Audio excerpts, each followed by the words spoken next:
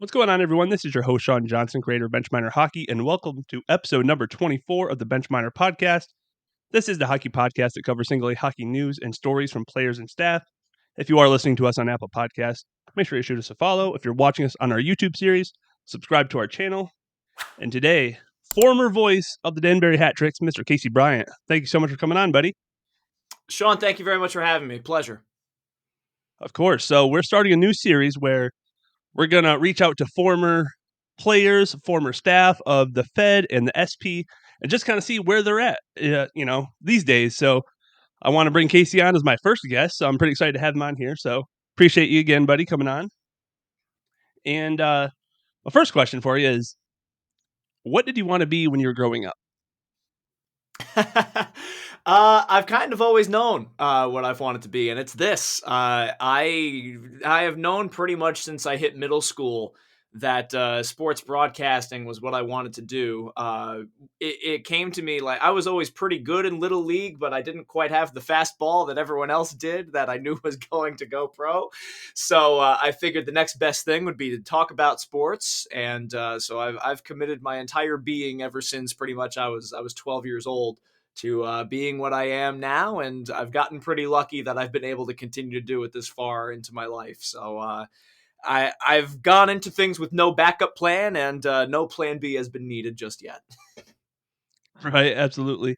And I will say, I'm a little biased because you are one of my top 3 favorite broadcasters that I've had the dealings with in the Fed or SP. So I think you're very talented.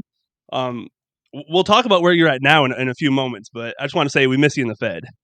Hey, thank you. I've had some great times in the Fed. Danbury was a great city to work in, and it's a great league to cut your teeth in as a broadcaster, and it's always a lot of fun to work in terms of the fan bases and the content that you're able to create. So I do have very fond memories of my time there. Right. We'll get to those in a minute. How did you get your first start into the broadcasting world? So I was doing a lot of college and tier 3 junior games, even when I was a student. So I went to Marist College. I majored in sports communication there, and I would call the collegiate games, which are ACHA. It's not a huge program. And the first broadcast that I ever did was I recorded it into my phone, and I would go back to the radio station and play it on tape delay on the school's radio station. And, the only people that were listening to it were players because we told the players to go listen. They liked it. Their parents liked it. So I grabbed a buddy of mine and we were like, how do we make this a live thing? Because it was off campus. There wasn't a way to hook it up live to the radio station. So we created this Facebook page and we started streaming games through Facebook Live, where it's literally it's a cell phone on a selfie stick that we're rotating ourselves. Our microphone was like the earbuds plugged in with the little mic on the string, and those were our first broadcasts. But people really seemed to like it. We started to get a couple hundred people watching a game just from promoting it, and people who started to care about Marist hockey. And from there, after I graduated, I was working Tier 3 in the Eastern Hockey League, the USPHL. I called a couple of collegiate guys. I filled in at Sacred Heart for a little while for their D1 team. And just bouncing around Jersey Hitmen, PAL Islanders, New York Apple Corps, you name it. If they had an opening, I was trying to get there on nights and weekends, all while working a day job at MSG Networks. So finally, I decided that I needed to have a full-time broadcasting gig. The Danbury job opened up. I went into it not really knowing what the Fed was, not knowing what I was expecting really. I'm very lucky that it turned out the way that it did, because the Fed is very, as you know, Sean, the Fed is what you make of it. If you go into it, you treat it well, you treat it with respect, it's going to be good to you. If you don't treat it with respect, then it will be exactly what you think it is. So I went in there and I tried to make things as great as I possibly could. We had a great team with Jack O'Mara and Zach McGinnis there for communications, and we were that's how things really got started for me. Right. Well, that's a great story. Very cool. Let me ask you this. So I know you had a bunch of experience before you joined the Fed. What was your very first? I mean, I guess you can use your Fed experience, but what was your very first pro game like? Like, was it nerve wracking? Were you excited, nervous, a little bit of everything? It was extremely exciting. Yeah. And I tell you, it was the first game for the Danbury Hat-Tricks was against the Port Huron Prowlers at home. So it was really cool. It was a loud crowd. I remember that. And the Danbury booth, as you know, is situated in the top row of these metallic stands. So the sound just reverberates all over. It was really, really packed. Fans were really excited. I got to be honest, even though I grew up in Dutchess County, I wasn't aware really of the Danbury Whalers or the Danbury Titans or even the Trashers, because I was young when the Trashers were a thing. I was 9 Hmm. to 11 years old, so I missed the boat on the previous iterations of Danbury Pro Hockey. So very quickly you learn how passionate they are. And being able to call a game in front of a large crowd like that, there was probably about 1,500, 2,000 people there, which was way more than I had ever called for in a live building. The largest crowd I had ever called for before that was probably Marist, where Hmm. there was like 600 people, 800 people. You're playing in a community rink, so that kind of energy feeds you. But you also have to, remember all of your training leading up to that. You can't get swept up in the emotions of it. You have to call a straight game. You have to keep up with the pace of things. You're trying to learn two different rosters on the fly. You don't have very long to learn players. You're adding guys up until the night before puck drop in the Fed. So there were a lot of ins and outs. We didn't know all the numbers until the morning of the game. You're learning on the fly. But it's great trial by fire, and we certainly got a lot better as the year went on. And a lot of that has to do with again my partners and also our head coach and GM Billy McCreary at the time, who was incredibly supportive of three young guys trying to do their best to promote their brand. So that first game was really, really exciting, though. Right. No, I absolutely love Billy. Billy was actually on our podcast earlier in the season, but yeah, he's always been about that. Like he wants staff members and players to, perfect their craft, grow, move up. So And a lot of that, it's Sean, very comes cool to see that. from So. a lot of that comes from him being from a hockey family, right? I think Danbury Hmm. is fortunate in that, their ownership, Herm Sorcerer and Chris Bonanno, and the Diamond family, they've been around, minor pro hockey before. They know what fans should get out of a single A game. But more than that, you have Billy McCreary, whose dad and grandfather both played in the NHL. He has seen how things run at the upper levels. He himself, played at Shattuck St. Mary's. He's seen how players should be treated. You've also got Colton Orr in that organization, who was a Ranger. Hmm. So you've got enough people around there. Matt Voidy, who was the goaltending coach, a D1 coach. Enough people are there that know how an organization should run, and they know to support people because they're just trying to do their job. So that it's a great support system that they have there. Absolutely. I love that Denver organization, everyone in it. So let me ask you this. What was your favorite road trip when you were in the Fed? Where did you like going the most? I can't really answer that because I didn't travel. That wasn't in the budget. I really wish I could Okay. have. I was one of few that didn't really travel. I can tell you, I loved when other broadcasters came into our building. The only ones that never really, I'm trying to think, were there any that didn't? Uh, we were among the Watertown didn't send their guys. Uh, and I think that was kind of it. It was like Watertown and us, because like even Battle Creek sent Terry Ficcarelli to our rink, and God bless Terry Ficcarelli. I hope he's still kicking and doing well, because what a gem that guy is. But like I loved getting to know every other broadcaster in the league. I still am good friends with Zach DeBozart from the Columbus Mhm. River Dragons, formerly Drew Blevins, who was with the Carolina Thunderbirds when I was there. Even his successor, Dylan Clark, who has now since joined me in the Canadian Hockey League. I never got to broadcast a game with Dylan Clark, but he's just such a great kid, and we got to talking during the COVID year.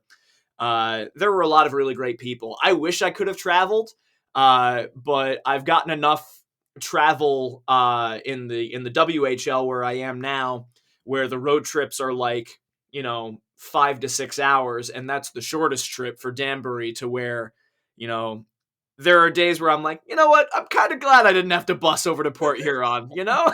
No disrespect, but Especially now, we got teams like Baton Rouge coming in, and we got Biloxi. oh Those would my have been some God. long trips. Oh my God, yeah, and just they are adding more Southern teams to the Fed, and those Northeast teams have got to just be kicking themselves. Motor City's in there now. That's another Michigan trip. Like, can we get a Hmm. Massachusetts team? Can we get a Rhode Island team? Can we get something?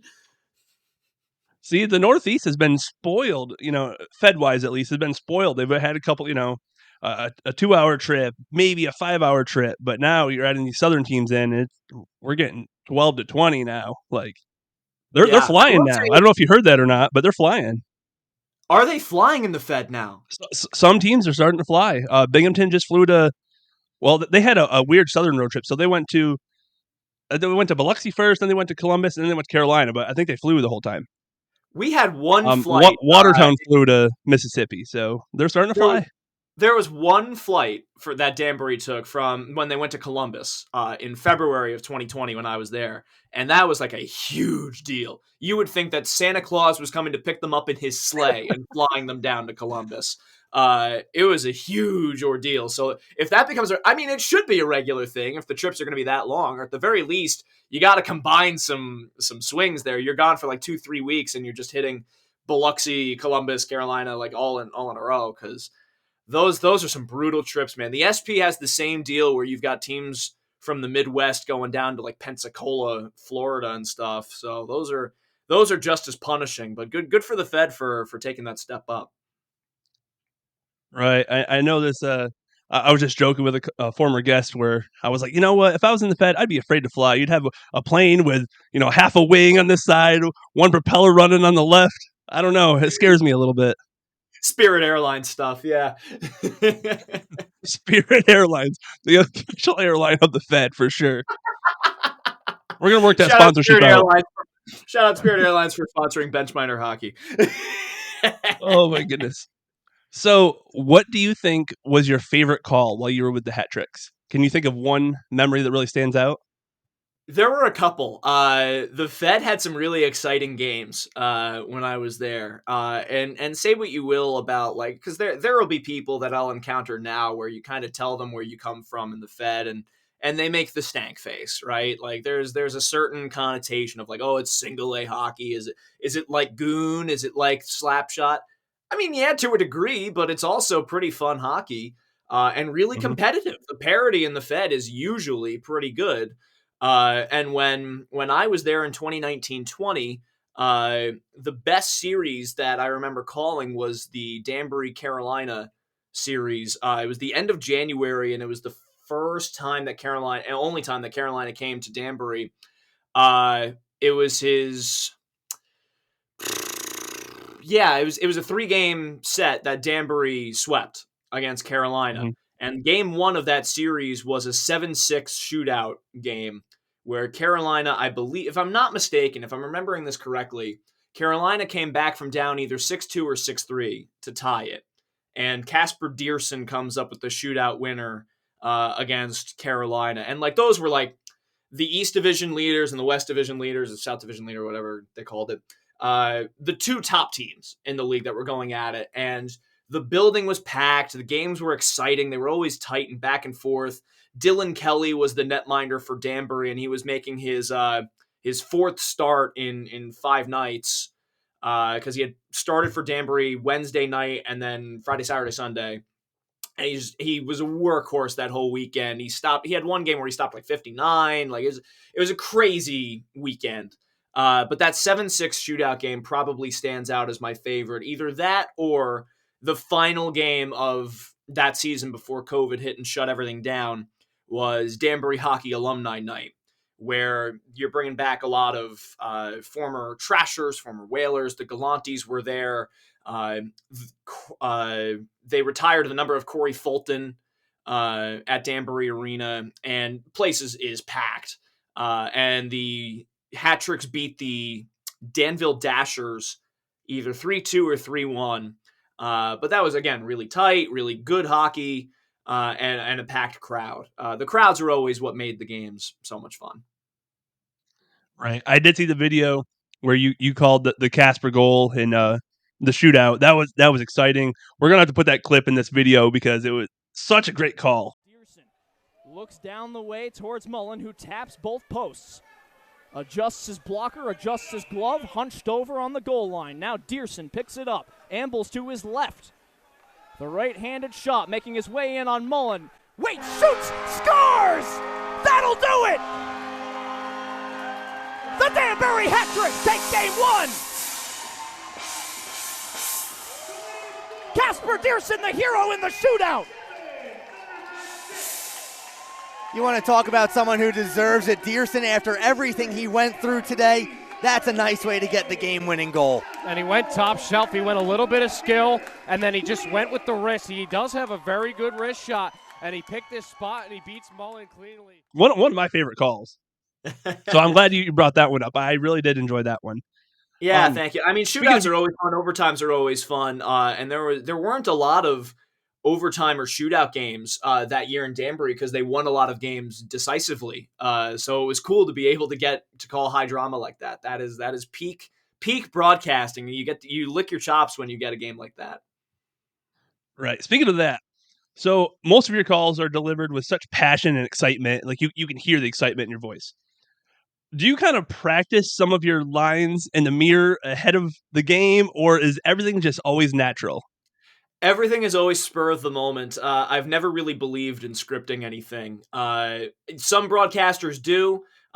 Jim Nantz is one of the best in the business, but Jim Nantz definitely writes stuff down, and when a big moment comes, he lets off a line that can be, maybe corny or something. Like at least that's how I always saw it. No disrespect to Jim Nantz, of course, he's a legend. He's done things that I could never ever do. I mean, he's obviously one of the best, but that's just his style. Is that like he's very deliberate. He broadcasts like a newspaper columnist would write.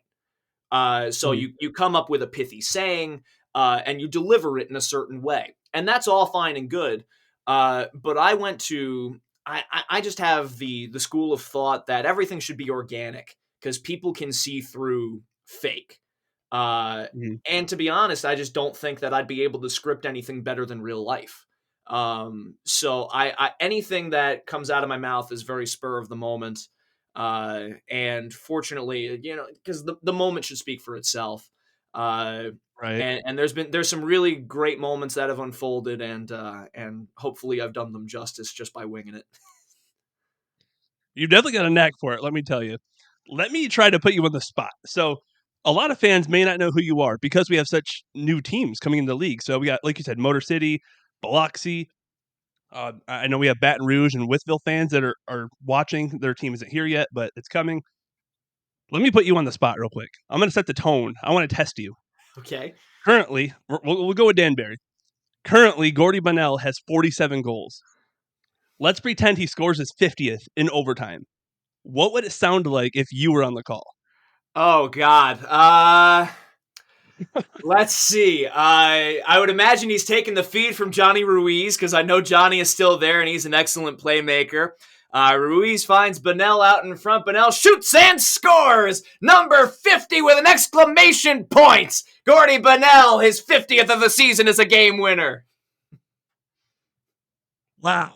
Did you write that down? Did you practice that?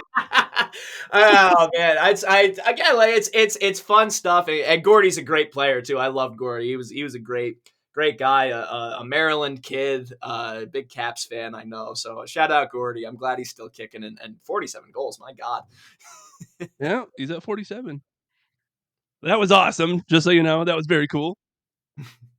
And for those wondering, I did not tell Casey I was going to bring this up before we started recording. It's funny you do that because my job interview with Danbury was a spur of the moment, like, call this. So I swear to God, Herm Sorcher sits me down in his office in the lower bowels of Danbury Arena before it got renovated to what it is now, where like there's an arcade down there. Before it was like a little hole in the wall office that was, it looked like they had just moved in. There's boxes and papers strewn all over the walls.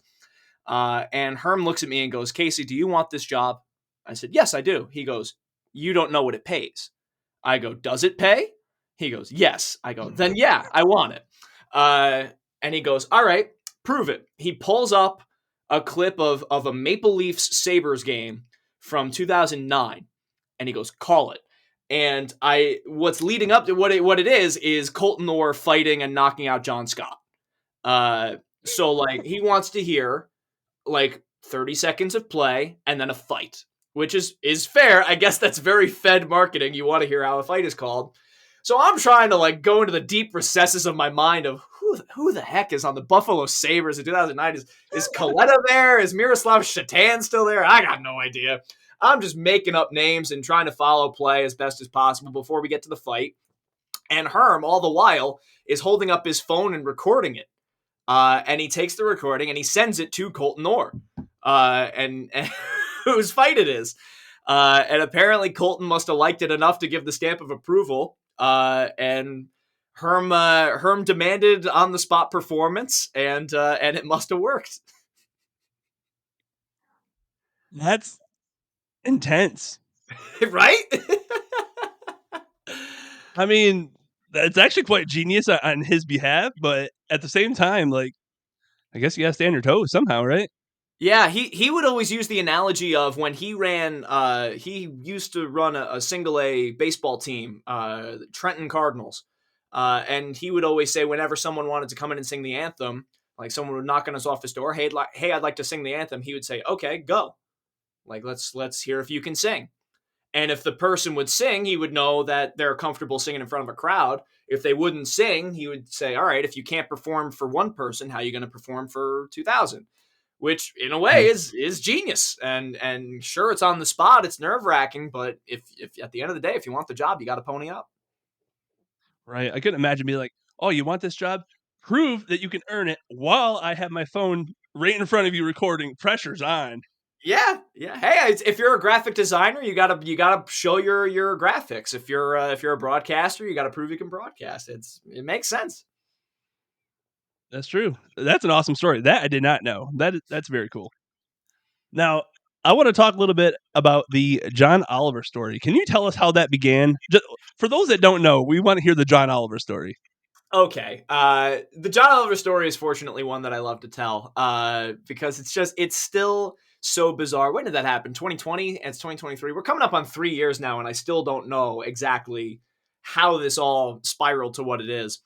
So basically, during a last week tonight episode, this is over the summer of 2020, so everything is shut down.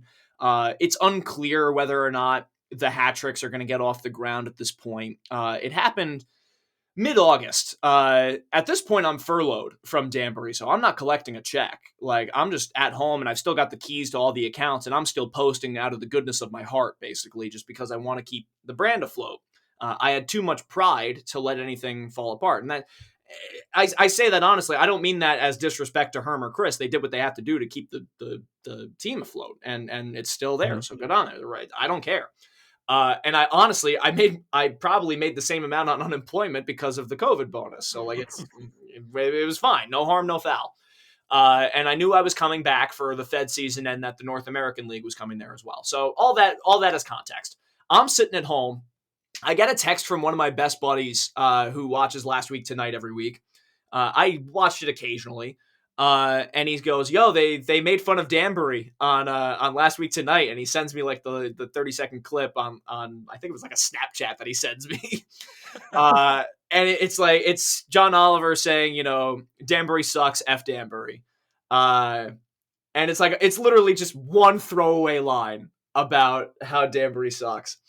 And I'm like, oh, that's really funny. I wonder if I can use that for clicks. Okay.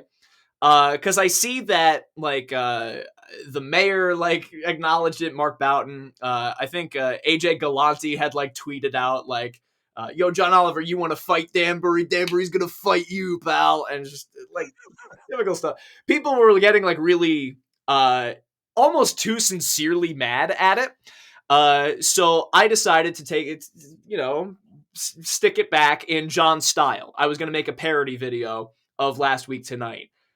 Completely from a place of admiration I didn't want it to come off as I'm sincerely mad and triggered that you made this one flippant joke, which you do about most every city in the world.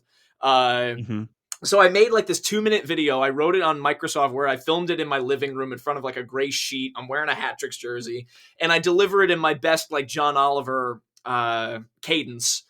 And we post it, and it actually starts making the rounds. Like it probably got about 20,000 views, which was way more than I thought. But like you used Last Week Tonight and John Oliver's name in your video, and it's clickbaity, and enough people thought it was funny.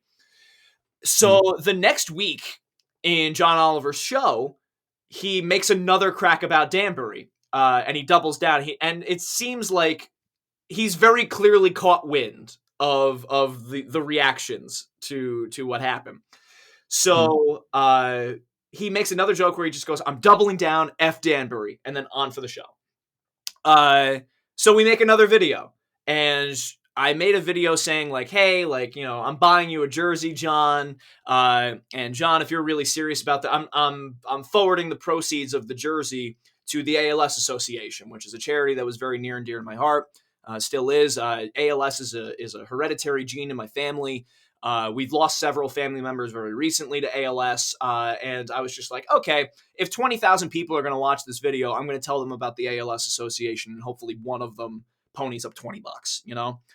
So a week goes by, and now those two videos have about 90,000, 100,000 views on YouTube, which is unbelievable. And half the comments are, "This is really funny. Like this is delivered just in his style. He'll really appreciate this." The other half of the comments are, "LOL, Danbury sucks. John owned you. Learn to take a joke, loser." I'm like, if you're the one commenting that I need to take the joke, then clearly this joke has gone over your head. Like, there's so many layers of irony to that. So anyway, Last Week Tonight's producers reach out to me.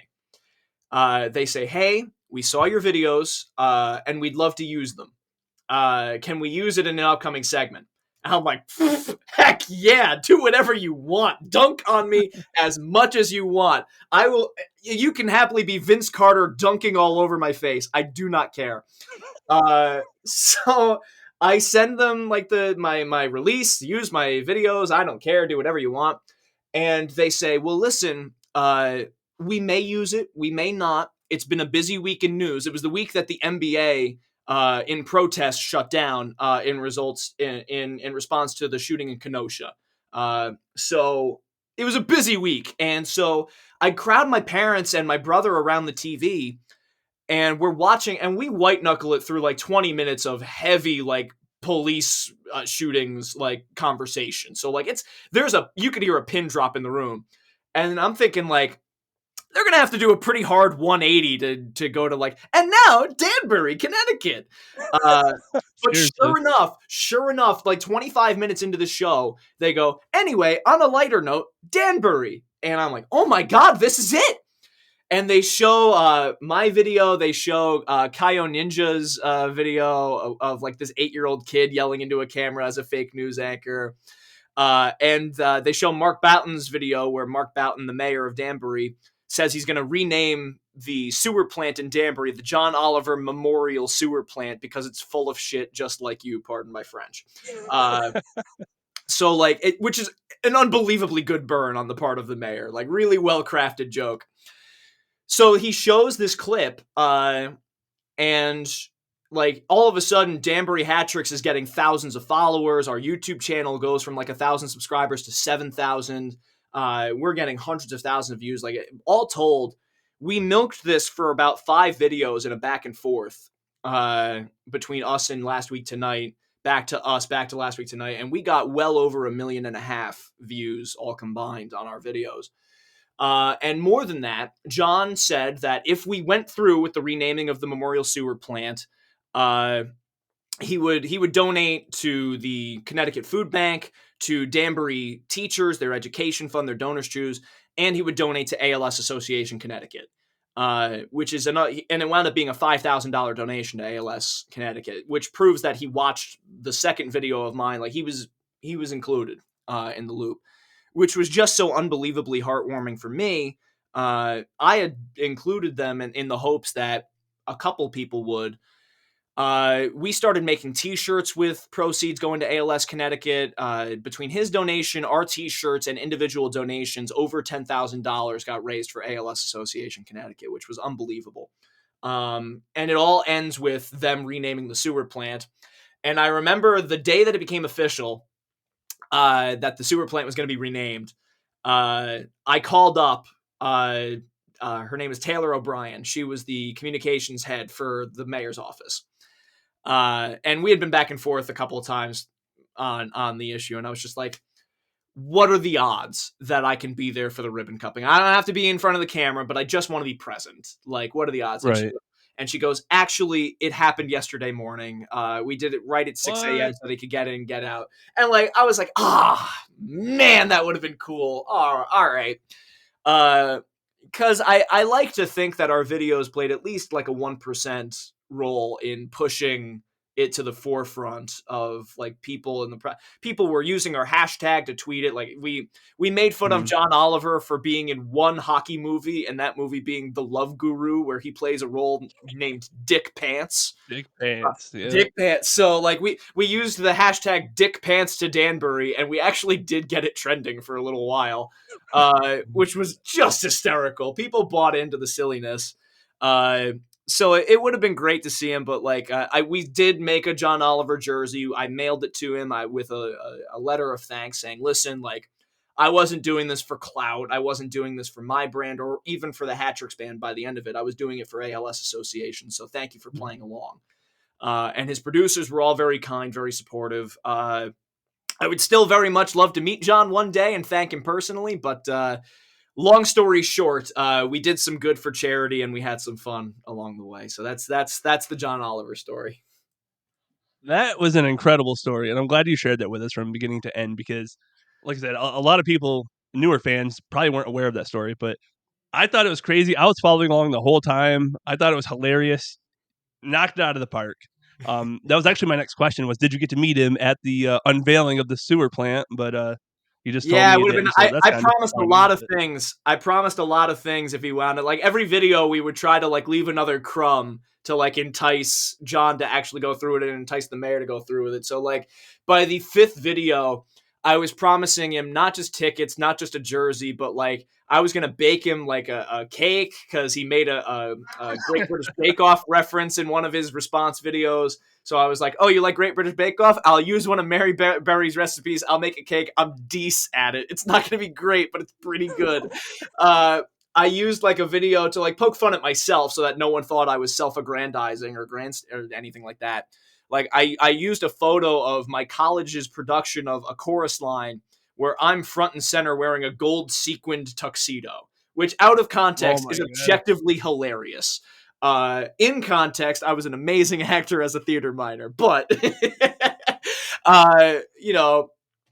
Tony Award eligible. So like I used that video and like I was like, I will wear this tuxedo if you come to a Hat-Tricks game and come to Danbury or something. Like I will do whatever it takes here. So it never wound up coming to fruition, so I never had to wear the gold tuxedo. But hey, if John Oliver ever does go to a Danbury Hat-Trick game again, I will wear the gold tuxedo no matter where I am. Maybe Herm will give you the logins to the YouTube account again. Maybe you can get something rolling here. Get his attention once again. Yeah, why not? Let's try to grab his attention one more time. Why stop at a sewer plant? Exactly. There's so much that can be renamed in his memoriam. Can you imagine just John Oliver Memorial gas station, library, whatever you got there in Danbury? I don't know, but just keep it going.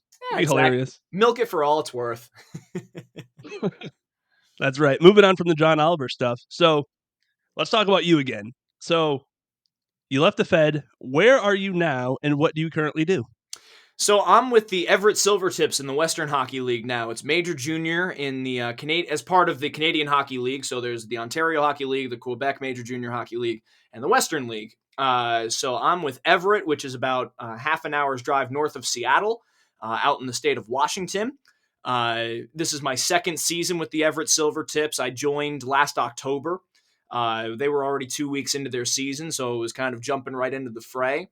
We're in the middle of our playoffs as we record this, so we have Game 3 tomorrow night in Everett and Game 4 on Friday. So it'll be really, really fun. Everett is a great atmosphere. Last year we led the league in attendance. We're getting probably anywhere from 6,000 to 8,000 fans, a sold out barn, a game, really loud, great atmosphere, great energy. And the players that I'm dealing with are all in the 16 to 20-year-old range that are looking to get drafted to the National Hockey League. We've had a couple get drafted. Our biggest star that has come through here in my time is probably a kid named Olin Zellweger, who was a second-round pick to the Ducks 2 years ago. Two-time World Junior Champion, with Hockey Canada, scored 33 goals as a defenseman this year. Like he's an incredible stick handler, and he's going to be a big part of the Ducks' future. So you get to see the next wave of the pros at the level that I'm Mhm. at, which is really exciting. It's amazing. If I remember right, one of my favorite linesmen in Fed, Chris Forden, he was there with you, was he not? Yes, he was. Chris was our equipment manager last year. Shout out, Chris. I love Chris Forden. Great guy, stand-up I friend. thought so. Yeah, he's a great dude. One by one, there was a Congo line of former Fed employees that made their way to Everett last season, which was really funny. Grant Manning was our game day operations manager last year, and Grant was the game day operations director for the Battle Creek Rumblebees. So he was there for that whole season. He was gonna work for Motor City before COVID hit. He was very well traveled in like the Fed world. Knew everyone, knew Joe Pace, knew Barry Soskin, knew all those guys. Made his way to Everett, helped recommend me for the job because we knew each other. Excuse me, from crossing paths in minor pro. And then when I got out there, I turned around and I was like, "Hey, we need an equipment manager. Chris Forden, come through." So the three of us together were all former Fed guys making it in the dub. And That's now, crazy. yeah. So Chris got through a year, decided to move back to Rochester. He's back to lining games now again. So he's doing what he loves in the Fed. And Grant moved on to a job with USA Hockey in Michigan, which is really exciting. So I'm glad to see those two guys doing well. They're both great people. It's very cool. You know what? Actually, is a story that I don't think I've ever shared with anyone. I was supposed to go to Battle Creek and be part of the Rumblebees organization, and What I don't happened really know there? what changed, but I just kind of like I was like, nah, it's not a good fit. It's not the right time. So I kind of turned it down in the middle of summer, and I'm just kind of think like, man, if I would have accepted that position, where would it be now? But you know what? Everything happens for a reason. I'm super happy where I'm at. All is good. Everything I don't know if I happens could for a handle that reason. one in 45 record though. Ooh. Yeah, everything happens for a reason is a good way to put it. I have had some near misses with teams where like, oh man, if I had stayed there or if I had gone there, what would have happened? And I'm very thankful that Mm-hmm. I did. And one thing always leads to another. So I'm very fortunate to be where I am. And Battle Creek, from everything that Grant told me, yeah, it was a nightmare. Yeah, it was a circus. But I tell you what, Grant, with all of his travels, because Grant at one point was living in Illinois, working in Michigan, and also for the Tampa Bay Rays, and like flying back and forth between Battle Creek and Tampa Oh wow. to work games. So like he's one of the most well traveled men I've ever met. He could write a mean book if he ever sat down and wanted to share some stories of his time in the bus leagues. Absolutely. So let me get to a couple of fan questions before we get too deep into this. What is your favorite part about your job as a broadcaster? It's funny. Meeting fans is definitely my favorite part. Before every game, I try to make a point of if I have the time and I'm well prepped enough for that day. Uh, Usually about once the doors open and about 20 minutes before warmies, I'll take a lap around our main concourse and just like smile and nod and just get a feel for what kind of crowd we've got. Get to know some of the faces. And every now and then, someone will stop me and be like, "Hey, you're the broadcaster. Yeah, we see you on the big board. We hear you on the road." And I just love getting to know them. I'm like, "Hey, how long have you been a fan for? Where are you guys sitting? Are you guys enjoying the game? Like, who's your favorite player?" I just love getting to know those people. And a lot of that stems from when I was in Danbury. After every game, the team would have like a meet and greet party at two steps across the street from the arena, or TK's, which is down the street from Danbury Arena. all the players and coaches are going there and interacting with fans, and you get to meet the diehards, the ones that are there every game, hear their stories, get to know their families, their kids. And that's always really rewarding because you see firsthand who you're doing your job for. Who is it that's listening to you? Who is it that's coming to the arena and buying your tickets? I never want to lose that. I never want to be so distanced from the fan base that I don't have at least a finger on the pulse of who the clientele is that's coming through the doors. Because at the end of the day, sports doesn't exist without fans. And so many people that I've met along the way have been such wonderful, caring people. So that's probably the most fun aspect of my job. And in Everett in particular, there's not only great people, there's a lot of them. Everett is very proud to boast some of I don't say this just to be States media and pump the tires of the organization that pays me. They're the loudest fans in the league. With a close second being to the ones in Kent, which is right next to Seattle as well, the big rivals of the Silvertips, the Seattle Thunderbirds. Their barn is great too. So, and I love walking around road barns and seeing what the road fans look like, what their experience is like. So I'm very fortunate to have been in two places in a full-time capacity in Danbury and Everett, where the fan base is so much fun to be a part of. Right. Now I got three more questions for you, fan questions. Okay. For those that are trying to break into the world of broadcasting, what advice would you give to them? To get out and do it, which sounds like a cop-out, but I mean, that's the God's honest truth. When I was in school, there was no hockey broadcasting set up. So I went and grabbed my phone and sat in the back row, and I did it myself. And I went back to the radio station and I played it. And then I was like, all right, how do I make it live? I took my phone and had it on a selfie stick and I recorded it. So I found a way to try to keep doing it myself. Even if there was no avenue there, at some point you have to roll up your sleeves and be willing to do it yourself if that's what it takes. So if you really are serious about broadcasting, what's the first thing that anyone asks for? They always ask to hear your reel. And if you don't have one because you don't have experience, it's the catch-22. I want a job, but to get a job, you need experience. But to get experience, you need a job, right? Sports is wonderful in that you can go out and create your own opportunity. There are high school games, there are college games, there are junior games. There's anything that you can just go out into the public, meet people, cut your teeth, go back and give an honest listen through to your stuff and ask for advice, ask for critique. And more often than not, people will want to help you. So that's my best advice, is that if someone is really just a newbie, it doesn't matter if you're in school or if you're a grown man. I've had 60-year-olds come to me and ask me, like, hey, what do I do? How do I get started? I would email whatever high school athletic department you can find, whatever's closest to you, and ask it to go cover a game. And they'll say, yes, it's high school sports. They want the coverage. Especially if they're not footing the bill, they'll say go crazy, and just try to meet people. So just roll up your sleeves, get out and do it, and don't be discouraged. Your first tape is going to be rough. You're gonna struggle keeping up with the pace, but the more you do it, the more comfortable you will be both with the pace of play and just talking in front of other people. That's my best advice. Well, thank you for that. Another one for you here. When you were in the Fed, who was your favorite opposing team's broadcaster to work with and why? I know you kind of mentioned this at the beginning. That's a really good question. And a lot of them were beauties, to work with. It's got to be either Zach DeBozart or Drew Blevins, I think, because those two, the year that I was there, we won Broadcaster of the Year, but with me, Zach McGinnis, and Jack O'Mara. And I thought for sure it was going to go to one of those two because they were extremely prepared. Drew had the cleanest media notes packet of anyone in the league. Heck, most people didn't even send media packets. I know. I sent like a bare bones like media thing. Like here's our roster. Here's like a couple of trends. There you go. Have at it. But he sent like whole like professional looking packets. He was prepared. And the broadcast looked really crisp. He was running commercials. He had good graphics.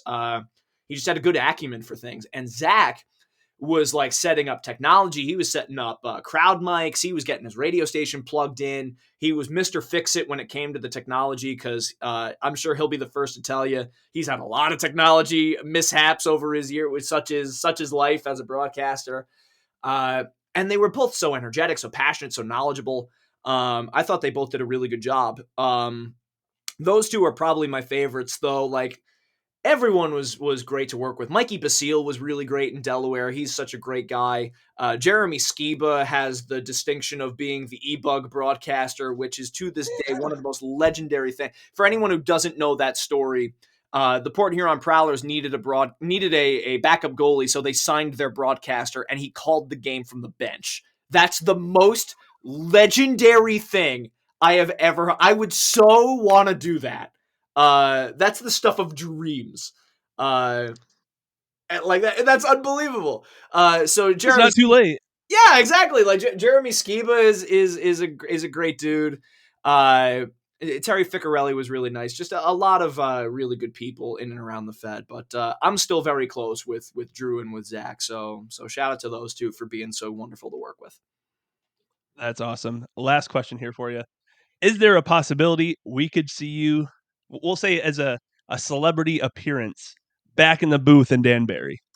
I would certainly be open to it, but schedules are unfortunately conflicting a lot of the time. I would have loved to have been back for Danbury Alumni Night, but we had a game of our own that weekend. So I think that as it stands right now, there's one time that I can ever make it back to Danbury, and it's around Christmas time, because we'll get a week off for Christmas break in the WHL. So we're off usually from like the 18th to the 26th of December. And when I was home, there was a Danbury home game, but there was also a blizzard that night, and I didn't really feel like risking it all for Danbury Hat Tricks hockey. No disrespect. Right. So I would love to be back. One of these days I will come back and pay it. I'm still in touch with a lot of people from back there. So I would love to be able to see them in person again, and certainly taking a game. I've always wanted to sit in section 102. I've never had the pleasure. So that's a bucket list item for sure. That's a topic of discussion all the time when I talk about Danbury hockey. Section 102. Oh yeah. Legends. Oh yeah, Legendary. the gong, the hell's horn, the everything about it. They've carved out and the documentary that came out about the Trashers obviously brought them to new heights. So I've always wanted to sit in that section and just partake, because as a broadcaster you can't ever get sucked into that. But I think it'd be fun just for one game. Maybe you can pull a Jeremy Skiba. Instead of being on the bench, you could be in section 102 just screaming at the mic, trying to be louder than your section. That'd be good. You'd need an HBO broadcast for that one, though. Oh, my Lord. Oh, goodness. Well, let me say this. A couple closing remarks real quick. Again, if you're watching us on our YouTube channel, make sure you subscribe to our channel. If you're listening to us on Apple Podcasts, make sure you drop us a follow. Now, I'm going to let you have the floor real quick. You can say whatever you want to Danbury fans, to Bench Miner fans. Call us out of here. Do what you got to do. Well, Sean, thank you very much for having me. It's been a pleasure. I love chopping it up about Fed League hockey and the origins of that stuff, because I do have such fond memories. Go out and support your local hockey teams. It doesn't matter what level it is. It's always going to be a good time, and there's a lot of good people that are putting a lot of honest efforts into making sure that you're entertained. So go seek out your local hockey team. It doesn't matter if it's Tier 1 junior, minor pro, or the highest levels of pro. Go take it in, because hockey is best when it is live. Special thanks to everyone who has helped support me along the way here, and to the city of Danbury. Love you. Be back soon. Danbury pizza is still goated, and I say that as a New Yorker. So shout out Frank Pepe's. It's been a pleasure. Sean, I'm sure we'll be talking again real soon. And thanks for having me. Of course. Appreciate you, brother. We'll talk soon. All right. Take care. Hemmerling and Pelletier is on. Hemmerling around the defender. Hemmerling down low. Backhander. He scores! Ben Hemmerling does it again! Overtime hero! The Silvertips win it 4-3!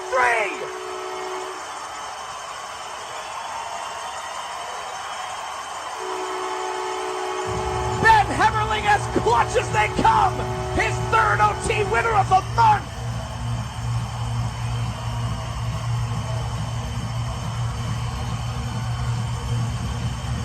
A minute and 10 into overtime. Ben Hemmerling with a power move down low.